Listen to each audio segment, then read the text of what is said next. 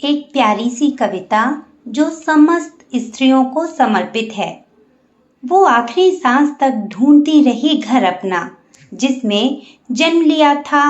वो बाबुल का घर मर्यादाओं में बंधा। कहाँ जाना है, किसके साथ जाना है, किससे कितना मिलना है, सब उनकी मर्जी से ही होता था।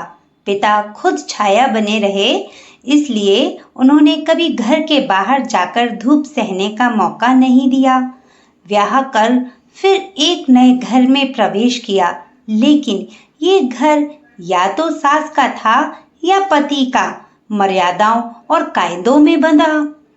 किसके सामने कितना आना है, कितना किससे घूंघट करना है, हाथों में कितनी चूड़ियां पहननी है, कैसी साड़ी होनी चाहिए, सबके लिए था यह एक कायदा।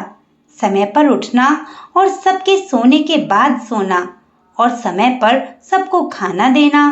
समय के साथ चलते चलते खुद समय हो गई। अब समय के लिए किसी घड़ी की जरूरत नहीं थी उसे। बच्चे बड़े हो गए और फिर एक नया घर मिला, लेकिन इसमें मर्यादा और कायदे नहीं थे। इसमें सिर्फ था आदेश, जैसे सांस भी उतनी लो जितनी जरूरत हो, घर के बाहर जाने की जरूरत नहीं।